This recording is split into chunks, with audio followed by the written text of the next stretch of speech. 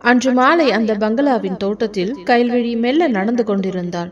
சித்தார்த் அவளுக்கு துணையாக பக்கத்திலேயே இருந்தான். கடற்கரை காற்று இதமாக வீச கைல்விழி தன் வயிற்றை தடவிக்கொண்டு, சித்து, நம்ம குழந்தை இந்த அழகான பங்களாவில் உங்க எல்லாருடைய அன்புக்கு நடுவுல வளரப்போகுதுன்னு நினைக்கும் போதே எனக்கு ரொம்ப பெருமையா இருக்குது என்றாள்.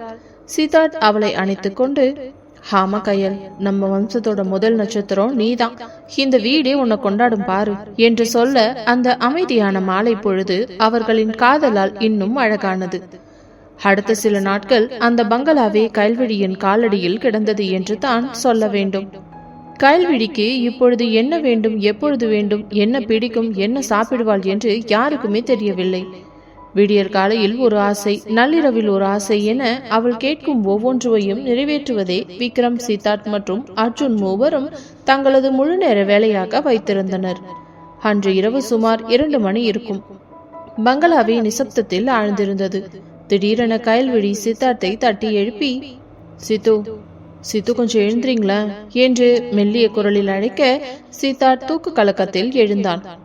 ஏன் கையல், என்னாச்சு, உடம்பு ஏதாவது பண்ணுதா, டாக்டர் கூப்பிடவா என்று அவன் பதற கைல்விழி அவனது கையை பிடித்து தடுத்தாள். ஐயோ, அதெல்லாம் ஒண்ணுமில்லைங்க, எனக்கு இப்போ அந்த மயிலாப்பூர் மாடவீதியில இருக்குமே ஒரு தள்ளுவண்டி கடை, அங்க இருக்கிற மசாலா சுண்டலும் நல்ல காரசாரமான மிளகா பச்சியும் சாப்பிடணும் போல இருக்கு என்று கைல்விழி ஆசையாக சொல்ல சித்தார்த் அப்படியே ஒரு நிமிடம் திகைத்து நின்றான். கயல், மணி இப்போ 2 ஆகுதுடி, இந்த நேரத்துல அங்க கடை இருக்குமா, வேணும்னா நான் கிச்சன்ல போய் முனுசாமியை எழுப்பி செய் சொல்லவா என்று கேட்க கைல்விழி முகத்தை சுருக்கி கொண்டாள். கிச்சன்ல செஞ்சா அந்த ருசி வராது சித்து, எனக்கு அந்த ரோட்டோர கடை வாசனை தான் வேணும், உங்களுக்கு என்ன கண்டாலே பிடிக்கிறது இல்ல, அதான் இப்படி சாக்கு சொல்றீங்க என்று சொல்லி அவள் போர்வையை போர்த்தி கொண்டு திரும்பி படுத்துக்கொள்ள சித்தார்த் ஐயோ என தலையில் கை வைத்து கொண்டான். அடுத்த 10வது நிமிடம் சித்தார்த் கீழே இறங்கி வந்தபோது அங்கே ஹாலில் விக்ரமும் அர்ஜுனும் லேப்டாப்பில் ஏதோ வேலை பார்த்து கொண்டிருந்தனர். என்ன சித்து, இந்த நேரத்துல எங்க கிளம்பிட்ட என்று விக்ரம் கேட்க சித்தார்த் விஷயத்தை சொன்னான். அட அவ்வளவுதானே, இரு நானும் வரேன், அர்ஜுன் நீயும் வண்டி எடு, 3 பேரும் போனா சீக்கிரம் தேடி பிடிச்சிடலாம் என்று விக்ரம் உற்சாகமாக சொல்ல அர்ஜுன் துள்ளி குதித்து எழுந்தான். சூப்பர் அண்ணா, கையில் ஆசைப்பட்டா அதை விடியறதுக்குள்ள முன்னாடியே கொண்டு வந்து வைக்கிறது தான் இந்த அர்ஜுனோட கடமை என்று 3 ராயல் கார்களில் நள்ளிரவில் மயிலாப்பூர் வீதிகளில் சுற்றத் தொடங்கின. ஒரு வழியாக ஒரு மூலையில் இருந்த அந்த கடையை தேடி பிடித்து அவர்கள் கேட்டபடியே காரமாகவும் சூடாகவும் சுண்டலும் பஜ்ஜியும் வாங்கி கொண்டு பங்களாவிற்கு திரும்பினர். கைல்விழி அதை பார்த்ததும் குழந்தையை போல குதித்தாள். நிஜமாவே கொண்டு வந்துட்டீங்களா சித்து, தேங்க்ஸ் மாமா, தேங்க்ஸ் அர்ஜுன் என்று அவள் சாப்பிட தொடங்க அந்த 3 பேரும் தொழில் அதிபர்களையே அவர்களை ஆசையாக பார்த்து கொண்டிருந்தனர். மறுநாள் காலையில் ராஜேஸ்வரி இதை கேள்விப்பட்டு சிரித்தார். என்னங்க பாத்தீங்களா, இந்த வயசுல இவங்க பண்ற லூட்டிய, கயல் ஒரு வார்த்தை சொன்னா போதும் இந்த 3 பேரும் சென்னை முழுசும் சுத்த தயாரா இருக்காங்க என்றார். சிவலிங்கமும் சிரித்து கொண்டே, இருக்கட்டும் ராஜேஸ்வரி, வம்சத்தோட முதல் வாரிசு வரப்போகுது, அந்த புள்ள கேட்கறத விடவா இவங்களுக்கு பெரிய வேலை இருக்கு என்று சொல்லி கைல்வழியிடம் வந்தார். கயல், மத்தியானம் உனக்கு அந்த திருநெல்வேலி காரசாரமான மீன் குழம்பு வேணுமா, இல்ல அந்த மண்பானை சோறு வேணுமா, சொல்லு, இப்பவே ஏற்பாடு பண்ணிடலாம் என்று கேட்க கைல்விழிக்கு நெகிழ்ச்சியில் கண்கள் கலங்கின. மாமா, நீங்க எல்லாரும் என் மேல இவ்ளோ அன்பு காட்டுறதே எனக்கு பெரிய வயிறு நிறைஞ்ச மாதிரி தான் இருக்கு என்றாள். நித்யாவும் வித்யாவும் அவளுக்கு தலை சீவி நகம் வெட்டி விட்டு என ஒரு குழந்தையை போல கவனித்துக் கொண்டனர். விக்ரம் அவ்வப்போது வந்து, நித்யா, கைல்விழிக்கு ஜூஸ் கொடுத்தாச்சா, அவளை ரொம்ப நடக்க விடாதீங்க என்று அட்வைஸ் கொடுத்து கொண்டே இருந்தான். அந்த பங்களாவின் ஒவ்வொரு மூலையிலும் இப்பொழுது கைல்விழியின் சிரிப்பு சத்தமும் அவளது சின்ன சின்ன ஆசைகளை நிறைவேற்றும் அந்த ஆண்களின் ஓட்டமும் தான் நிறைந்திருந்தது. எஸ்டேட்டின் அந்த பயங்கர நினைவுகள் மெல்ல மறைந்து ஒரு புதிய உயிருக்கான எதிர்பார்ப்பு அந்த குடும்பத்தை இன்னும் ஆழமாக இணைத்தது. விக்ரம் சொன்னது போலவே அடுத்த வாரம் கைல்விழியை வழக்கமான மருத்துவ பரிசோதனைக்காக அழைத்துச் செல்லும் நாள் வந்தது. ஆனால் இது வெறும் சாதாரண பரிசோதனையாக அமையவில்லை. அந்த பெரிய குடும்பத்தையே ஆச்சரியத்தில் ஆழ்த்த போகும் ஒரு தருணமாக மாறப்போகிறது என்று யாருமே எதிர்பார்க்கவில்லை. அன்று காலை பங்களாவே ஒருவித பரபரப்பில் இருந்தது. ராஜேஸ்வரி பூஜை அறையில் தீபம் ஏற்றி வேண்டிக் கொண்டிருக்க சிவலிங்கம் வாசலில் நின்றபடி, டிரைவர், வண்டியை ஏசி போட்டு தயாராவை, கயல்விழிக்கு வெயில் படக்கூடாது என்று கட்டளையிட்டார். விக்ரம், நித்யா, அர்ஜுன், வித்யா என அனைவரும் கிளம்ப தயாராகினர். ஏங்க சித்து, ஒரு செக்கப்புக்கு எதுக்கு இவ்வளோ பட்டாலும்? நீங்க மட்டும் கூட வந்தா போதாதா என்று கயல்விழி மெல்ல கேட்க, சித்தார்த் அவளது கையை பிடித்து கொண்டு, அது எப்படி கையல், இங்க வம்சத்து வாரிசு பார்க்க போறோம், நாங்க எல்லாரும் வராம இருப்போமா என்றான். சென்னையின் மிகச் சிறந்த அந்த மருத்துவமனையில் அவர்களுக்கென்று பிரத்யேகமாக ஒதுக்கப்பட்டுள்ள அறைக்குள் கயல்விழியை அழைத்து செல்லப்பட்டாள். ஸ்கேன் செய்யும் அறைக்கு வெளியே சித்தார்த், விக்ரம் மற்றும் அர்ஜுன் மூவரும் படபடப்புடன் காத்து கொண்டிருந்தனர். சிறிது நேரத்தில் டாக்டர் புன்னகையோடு வெளியே வந்து, சித்தார்த், நீங்க மட்டும் கொஞ்சம் உள்ள வாங்க என்று அழைக்க சித்தார்த்தும் உள்ளே சென்றான். அங்கே மானிட்டரில் கயல்விழியின் வயிற்றுக்குள் இருக்கும் அந்த சின்னஞ்சிறு உயிரின் பிம்பம் தெரிந்தது. டாக்டர் ஸ்கிரீனை சுட்டிக்காட்டி, சித்தார்த், இங்க நல்லா கவனிங்க, இது ஒரு இதயம் துடிக்கிற சத்தம் மட்டும் இல்ல, இதோ இங்க ஒண்ணு, அப்புறம் இதோ இங்க இன்னொன்னு, கயல்விழிக்கு ரெட்டை குழந்தை வளருது என்று சொல்ல சித்தார்த் அப்படியே உறைந்து போய் நின்றான். கயல்விழியும் ஆச்சரியத்தில் கண்களை விரித்து, டாக்டர், நிஜமாவா 2 குழந்தைங்களா என்று கேட்க அவளது கண்களில் ஆனந்த கண்ணீர் வழிந்தது. சித்தார்த் அவளது கைகளை இறுக பற்றி கொண்டு, கயல், நமக்கு 2 தேவதைகள் வரப்போறாங்கடி என்று தழுத்தழுத்தான். வெளியே வந்ததும் இந்த செய்தியை சொன்ன அடுத்த நிமிடம் அர்ஜுன் அங்கேயே குதித்தான். வாவ், டபுள் டமாக்கா, அண்ணா, நம்ம வீட்டுக்கு 2 வாரிசுங்க, நான் இப்பவே 2 பேத்துக்கும் பேர் யோசிக்க ஆரம்பிச்சிட்டேன் என்று கத்த விக்ரம் சிரித்துக்கொண்டே சித்தார்த்தை கட்டிக்கொண்டான். வீட்டிற்கு திரும்பியதும் சிவலிங்கம் மற்றும் ராஜேஸ்வரியிடம் இந்த செய்தியை சொன்ன போது ராஜேஸ்வரி அப்படியே பூஜை அறையில் விழுந்து வணங்கினார். என்னங்க, பாத்தீங்களா, அந்த எஸ்டேட்ல நாம பட்ட கஷ்டத்துக்கு அந்த தெய்வம் இப்போ வட்டி முதலுமா சேர்த்து 2 வரங்களை கொடுத்திருக்கு என்றார் நெகிழ்ச்சியுடன்.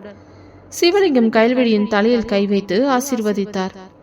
கயல், நீ இந்த வீட்டுக்கு வந்த மகாலட்சுமின்னு நான் அப்பவே சொன்னேன். இப்போ 2 குழந்தைங்களை சுமந்துகிட்டு இருக்க, இனிமே நீ ரொம்ப ஜாக்கிரதையா இருக்கணும்.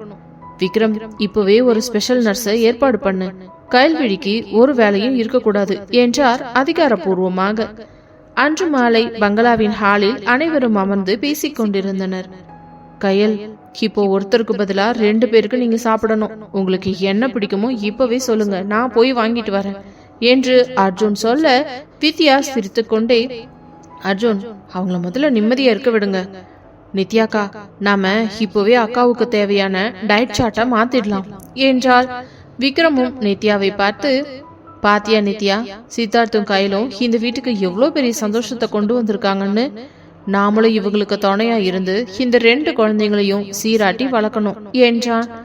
அந்த இரவு கடற்கரை காற்றின் சத்தத்திற்கு நடுவே அந்த பங்களாவிற்குள் ஒரு இரட்டிப்பு மகிழ்ச்சி நிலவியது.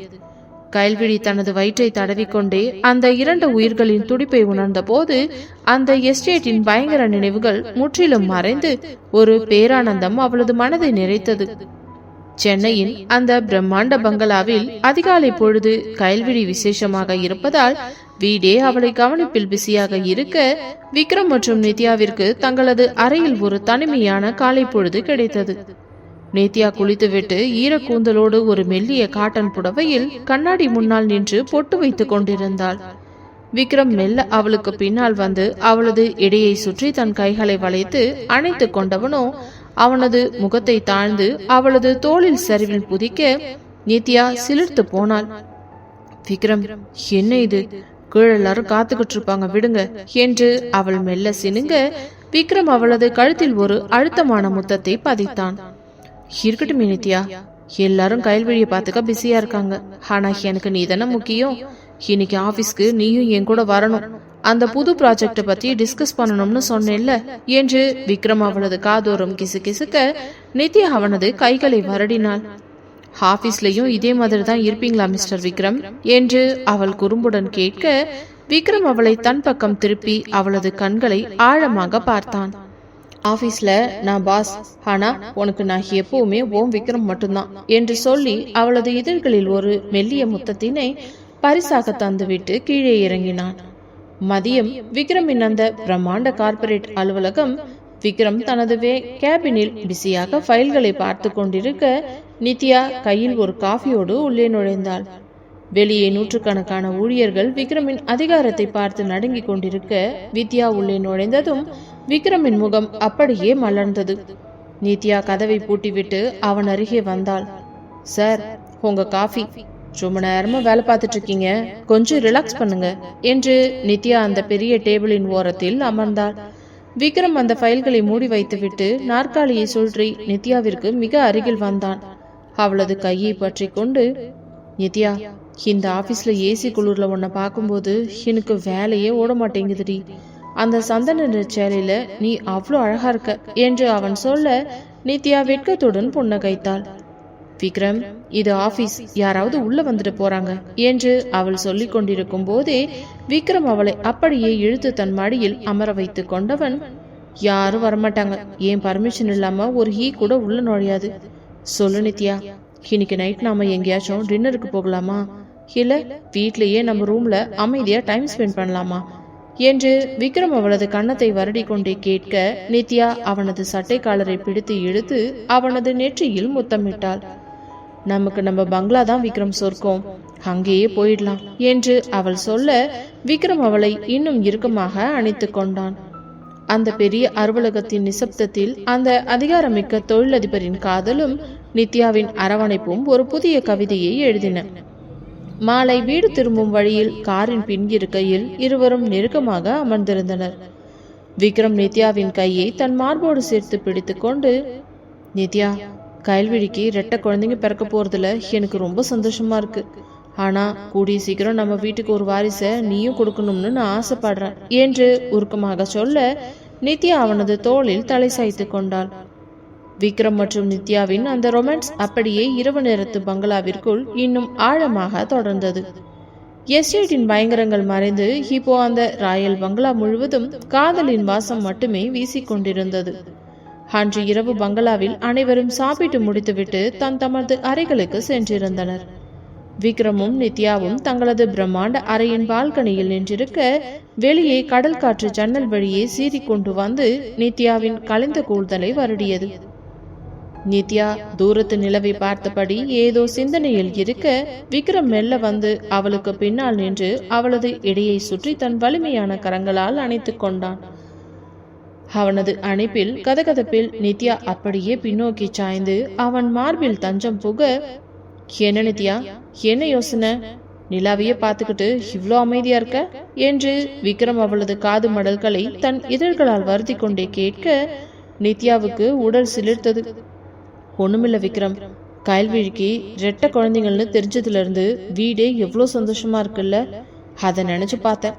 அந்த எஸ்டேட்ல நாம பட்ட கஷ்டத்துக்கு இது ஒரு பெரிய ஆறுதல் என்று நித்யா சொல்ல விக்ரம் அவளை அப்படியே தன் பக்கம் திருப்பி தூக்கி அந்த பால்கனி சுவரின் ஓரத்தில் அமர வைத்தான்.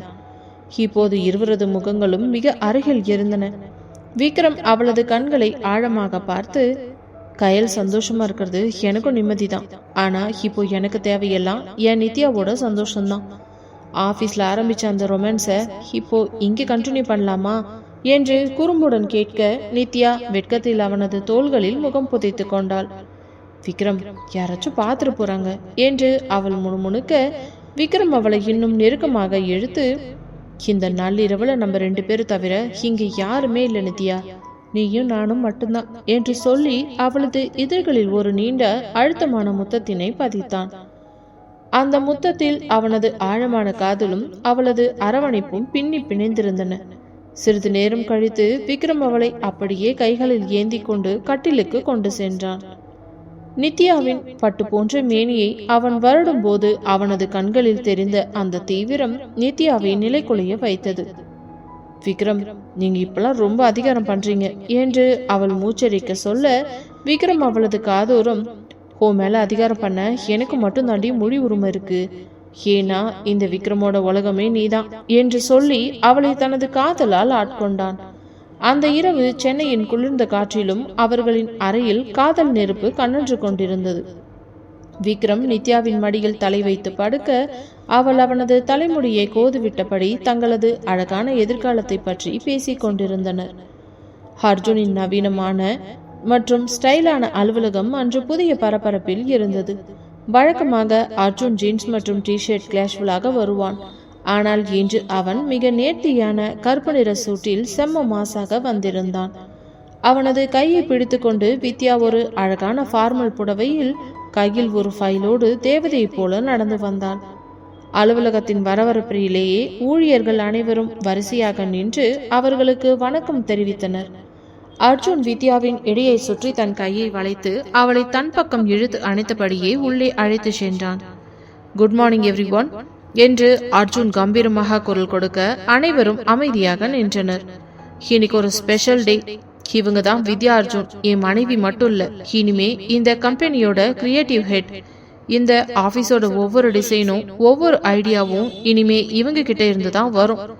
என்ன வித்யா, ஓகேவா என்று அர்ஜுன் அவளது காதோரம் செல்லமாக கேட்க வித்யா வெட்கத்துடன் புன்னகைத்தாள். வித்யா முன்னே வந்து, எல்லாருக்கும் வணக்கம்.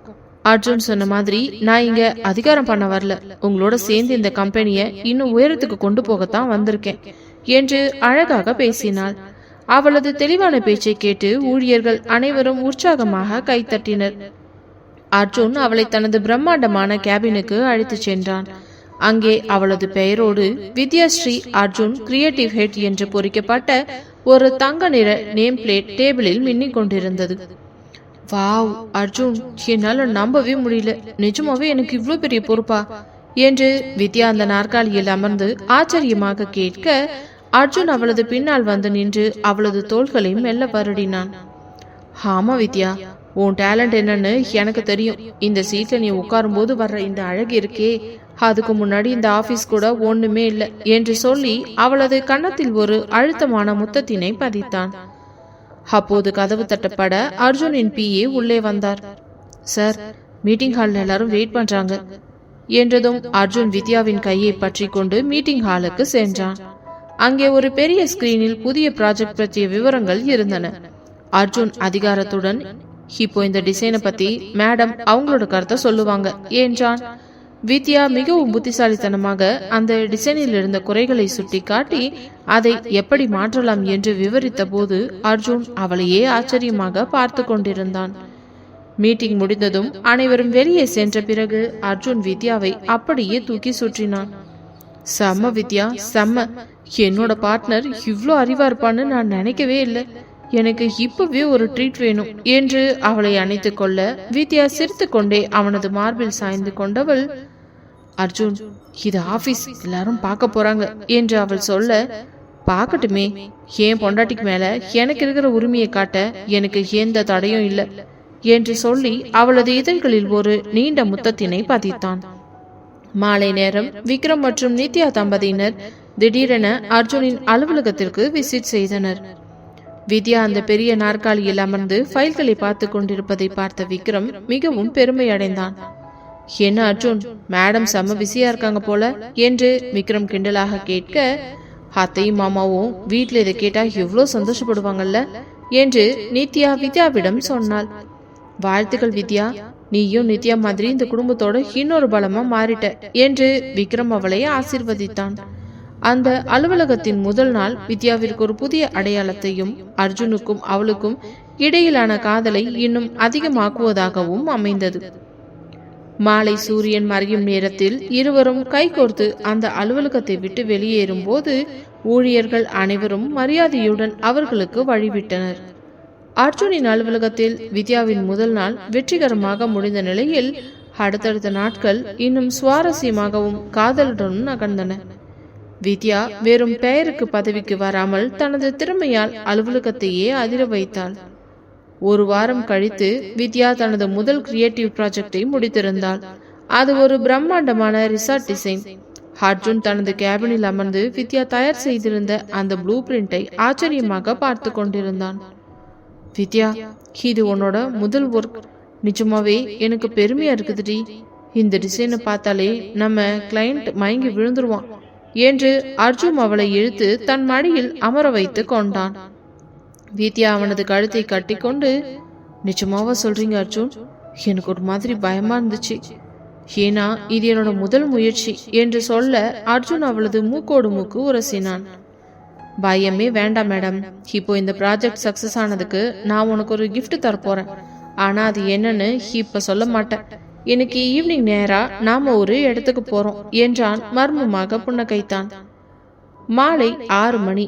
அர்ஜுன் வித்யாவின் கண்களை ஒரு கருப்பு துணியால் கட்டி தனது ஸ்போர்ட்ஸ் காரில் அழைத்து சென்றான். அர்ஜுன், என்ன இது, எங்க கூட்டிட்டு போறீங்க? எனக்கு பயமா இருக்கு என்று வித்யா சொல்ல அர்ஜுன் அவளது கையை இறுக்கமாக பற்றி கொண்டு, பயப்படாத வித்யா, ஓ அர்ஜுன் இருக்கும்போது உனக்கு எதுக்கு பயம்? இதோ வந்தாச்சு என்று காரை நிறுத்தினான். அர்ஜுன் மெல்ல அவளது கண்கட்டை அவிழ்த்து விட வித்யா கண்களை திறந்தபோது அங்கே கண்கள் விரிந்தன. அது கடற்கரையை ஒட்டி இருந்த அந்த அழகிய சிறியான பங்களா. அந்த வீட்டின் வாசலில் வித்யாஸ் நெஸ்ட் என்று அழகான எழுத்துக்களில் பெயர் பலகை மின்னிக் கொண்டிருந்தது. அர்ஜுன், இது என்ன என்று வித்யா திகைத்து போய் கேட்க அர்ஜுன் அவளை பின்னால் இருந்து அணைத்து கொண்டு அவளது காதோரம் கிசுகிசுத்தான். இது உன் முதல் ப்ராஜெக்ட் சக்சஸ்க்கான என்னோட கிஃப்ட் வித்யா. இந்த வீடு இனிமே உன்னோடது. நாம எப்பவும் இந்த பெரிய பங்களாவோட பரபரப்புலையே இருக்கோம். அங்கிருந்து தப்பிச்சு நாம 2 பேரும் மட்டும் தனியா இருக்கிறதுக்காக இந்த சின்ன உலகத்தை உனக்காக வாங்கினேன். உனக்கு இது பிடிச்சிருக்கா வித்யா என்று கேட்க நெகிழ்ச்சியில் அழுது விட்டாள். அர்ஜுனை திரும்பி பார்த்து அவனது மார்பில் சாய்ந்து கொண்டு தேம்பினாள். அர்ஜுன், எனக்கு என்ன சொல்றதுன்னே தெரியல. நீங்க இவ்வளோ தூரம் எனக்காக யோசிப்பீங்கன்னு நான் நினைக்கவே இல்லை என்றாள். அர்ஜுன் அவளது கண்ணீரை துடைத்து, ஏ லூசு, அழாத. இன்னைக்கு நைட் இந்த வீட்டில தான் நம்ம டின்னர். நானே சமைக்க போறேன் என்று அவளை தூக்கி சுழற்றினான். அன்றிரவு அந்த புதிய வீட்டில் அர்ஜுன் வித்யாவிற்காக மெழுகுவர்த்தி வெளிச்சத்தில் ஒரு அழகான டின்னர் ஏற்பாடு செய்திருந்தான். அர்ஜுன் ஏதோ ஒரு அரைகுறை சமையலை செய்திருந்தாலும் வித்யாவிற்கு அது தேவாதமிர்தமாக இருந்தது. சாப்பிட்டு முடித்ததும் இருவரும் அந்த வீட்டின் மொட்டை மாடியில் அமர்ந்து நிலாவை பார்த்து கொண்டிருந்தனர். அர்ஜுன் வித்யாவின் மடியில் தலை வைத்து படுக்க வித்யா அவனது தலைமுறையை கோதிவிட்டாள். அர்ஜுன், சித்தார்த்தனுக்கும் கைலுக்கும் 2 குழந்தைகள் வரப்போகுது. விக்ரம் அண்ணனும் நித்யா அண்ணியும் ஒருத்தர் அவ்வளோ காதலிக்கிறாங்க. நம்ம குடும்பம் இப்போ எவ்வளோ அழகா இருக்குதுல்ல என்று வித்யா கேட்க அர்ஜுன் அவளது கையை பிடித்து முத்தமிட்டான். ஆமா வித்யா, எஸ்டேட்ல அந்த பேய் வந்து நம்மளை மிரட்டினப்போ நம்ம இவ்வளோ சந்தோஷமா இருப்போம்னு நினைக்கவே இல்லை. ஆனா இப்போ எல்லாமே மாறிடுச்சு. கயலுக்கு குழந்தை பிறந்தா இந்த வீடே இன்னும் களை கட்டும் என்றான் அர்ஜுன். சிறிது நேரம் கழித்து அர்ஜுன் எழுந்து வித்யாவின் முகத்தை ஏந்தி பிடித்தான். வித்யா, இந்த ஆபீஸ், இந்த வீடு எல்லாத்தையும் விட எனக்கு நீதான் முக்கியம். உன் சிரிப்பு தான் என்னோட வெற்றி என்று சொல்லி அவளது இதழ்களில் ஒரு மென்மையான நீண்ட முத்தத்தினை பதித்தான். அந்த அமைதியான கடற்கரை இரவில் அர்ஜுன் மற்றும் வித்யாவின் காதல் ஒரு புதிய அத்தியாயத்தை தொடங்கியது. மறுநாள் காலையில் அவர்கள் இருவரும் மீண்டும் பெரிய பங்களாவிற்கு திரும்பிய போது ராஜேஸ்வரி மற்றும் சிவலிங்கம் அவர்கள் இருவரின் முகத்தில் இருந்த அந்த மகிழ்ச்சியை கண்டு புன்னகைத்தனர். விக்ரம் அர்ஜுனை தனியாக அழைத்து, என்னடா அர்ஜுன், வித்யாவுக்கு கொடுத்த கிஃப்ட் அவளுக்கு பிடிச்சிருந்துச்சா என்று கண்ணடிக்க அர்ஜுன் பெருமையுடன் தலையசைத்தான். சென்னையின் அந்த பிரம்மாண்டமான பங்களா இப்பொழுது ஒரு கோவில் போல காட்சியளித்தது. கயல்விழிக்கு 5வது மாதம் தொடங்கிவிட்டதால் ராஜேஸ்வரி அந்த வேப்பிலை காப்பு மற்றும் ஒரு சிறிய பூச்சூட்டல் விழாவை மிக விமர்சையாக நடத்த ஏற்பாடு செய்திருந்தார். பங்களாவின் ஹால் முழுவதும் நறுமணம் வீசும் மல்லிகை பூக்களால் அலங்கரிக்கப்பட்டிருந்தது.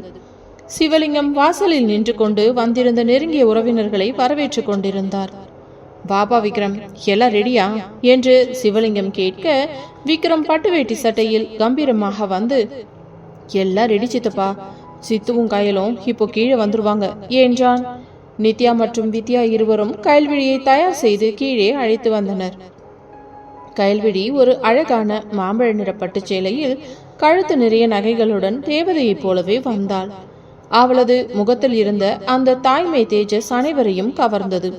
சித்தார்த் அவளது கையை பிடித்து கொண்டு மிக ஜாக்கிரதையாக அவளை அழைத்து வந்து அந்த அலங்கரிக்கப்பட்ட ஊஞ்சலில் அமர வைத்தான். ராஜேஸ்வரி ஒரு தட்டில் சந்தனம், குங்குமம் மற்றும் வயலில்களை எடுத்து கொண்டு வந்தார். முதலில் அவர் கயல்விழிக்கு சந்தனம் பூசி அவளது கைகளில் வேப்பிலை காப்பு கட்டி தலையில் பூச்சூட்டினார். என் மருமகளும் வயிற்றில் இருக்க அந்த 2 வாரிசுகளும் 100 வருஷம் நல்லா இருக்கணும் என்று அவர் வாழ்த்தினார்.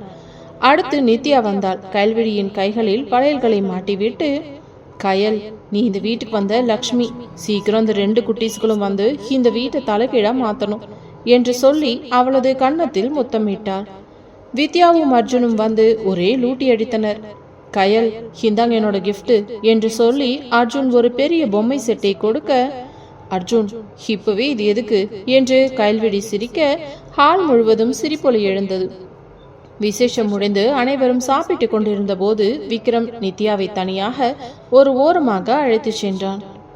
நித்யா, கயல்விழிக்கு நடக்கிற இந்த விசேஷத்தை பார்க்கும்போது எனக்கு ரொம்ப ஆசையா இருக்கு. நாமளும் சீக்கிரம் இதே மாதிரி ஒரு விசேஷத்தை கொண்டாடணும்னு என் மனசு ஏங்குதுடி என்று விக்ரம் அவளது காதோரம் மெல்ல சொல்ல நித்யா நாணத்துடன் தலை குனிந்தாள். கண்டிப்பா விக்ரம், அந்த தெய்வம் நமக்கும் சீக்கிரம் வழிகாட்டும் என்றாள். அர்ஜுன் வித்யாவை இழுத்துக்கொண்டு தோட்டத்திற்கு சென்றான்.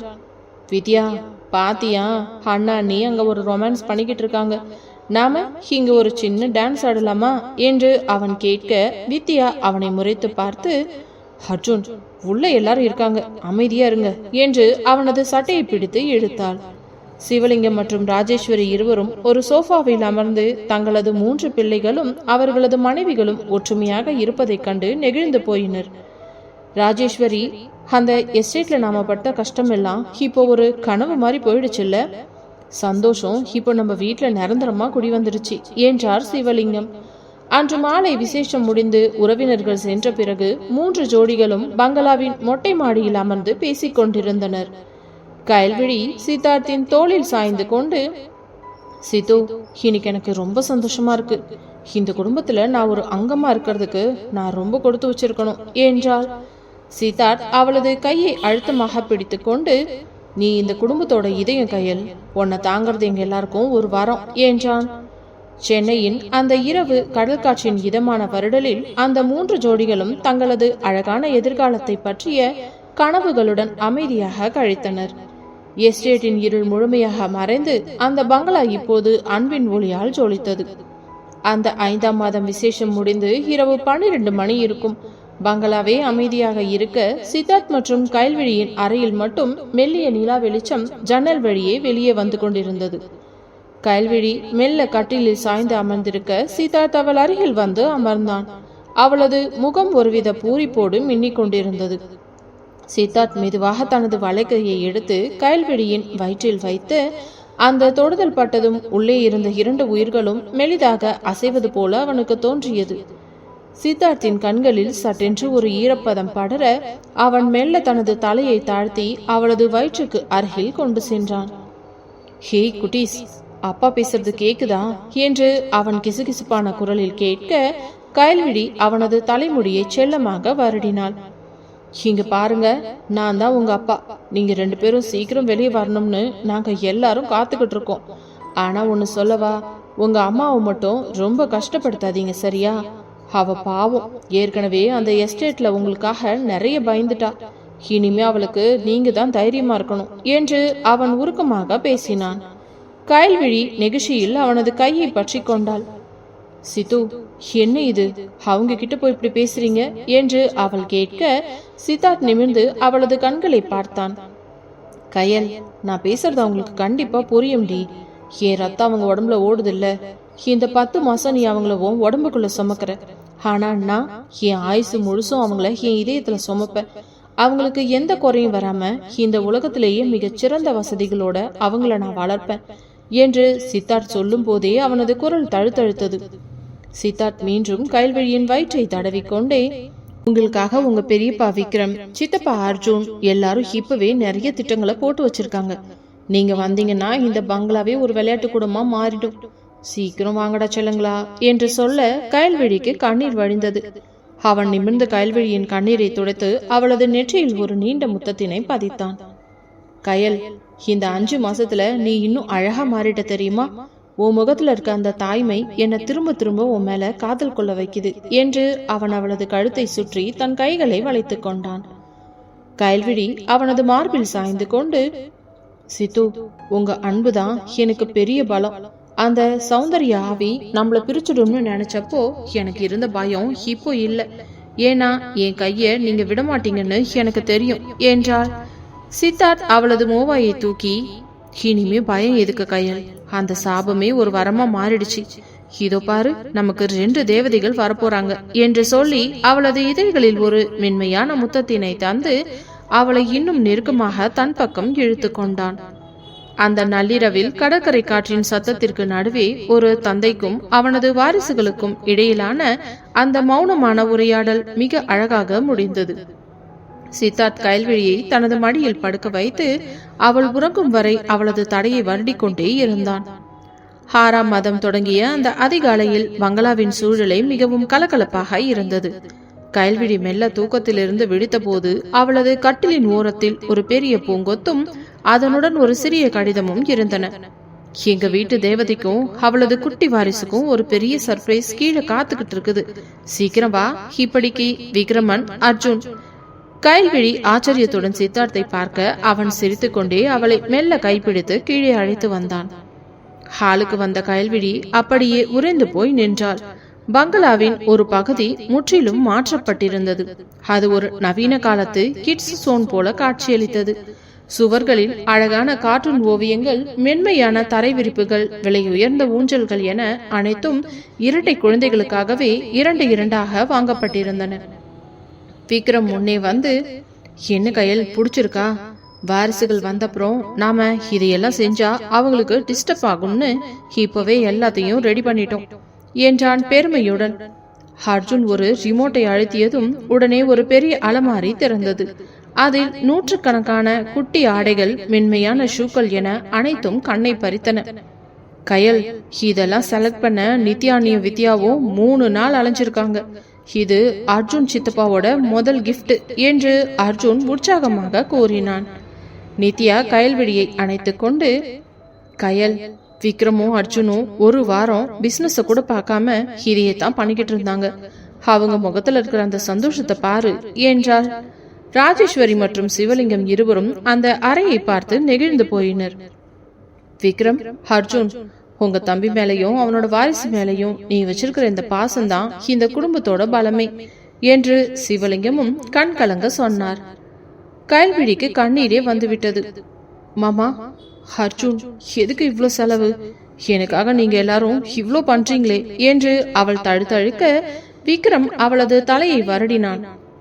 கயல், நீ எங்க வீட்டுக்கு வாரிசுகளை தர்ற மகாலட்சுமி. உனக்கு இதெல்லாம் ரொம்ப கம்மியான விஷயம்தான். நீ சந்தோஷமா இருந்தா தான் எங்க வாரிசுகளும் தெம்பா வருவாங்க என்றான். அன்று மதியம் அந்த புதிய அறையிலேயே அனைவரும் ஒன்றாக அமர்ந்து மதிய உணவை சாப்பிட்டனர். அர்ஜுன் வித்யாவிடம் வம்பு பண்ணி கொண்டிருக்க விக்ரம் நித்யாவினும் கயல்விழியின் அடுத்த செக்கப் பற்றி தீவிரமாக ஆலோசித்துக் கொண்டிருந்தான். சித்தார்த் கயல்விழிக்கு ஊட்டிவிட்டு அவளது ஒவ்வொரு அசைவையும் ரசித்துக் கொண்டிருந்தான். மாலையில் அந்த பெரிய பங்களாவின் புல்வெளியில் அனைவரும் அமர்ந்திருந்த போது விக்ரம் திடீரென சொன்னான். கயல், அடுத்த மாசம் உனக்கு 7வது மாசம் தொடங்குது. அந்த வளகாப்பு விசேஷத்தை இங்க சென்னையில மட்டும் இல்ல, நம்ம குலதெய்வம் இருக்கிற அந்த பழைய ஊர்ல வச்சு ரொம்ப பிரம்மாண்டமா நடத்தலாம்னு நான் நினைக்கிறேன். சித்தார்த் உடனே, நிச்சயமா அண்ணா, ஊர்ல இருக்க எல்லாருக்கும் சாப்பாடு போட்டு நம்ம பாரம்பரியப்படி அந்த விசேஷம் நடக்கணும் என்றான். அந்த 1 வாரம் அந்த குடும்பம் முழுவதும் அந்த புதிய குட்டி வாரிசுகளின் வரவிற்காக தங்களையே தயார் செய்து கொண்டது. எஸ்டேட்டின் இருள் முழுமையாக மறைந்து அந்த பங்களாவே இப்பொழுது ஒரு நந்தவனமாக மாறியிருந்தது.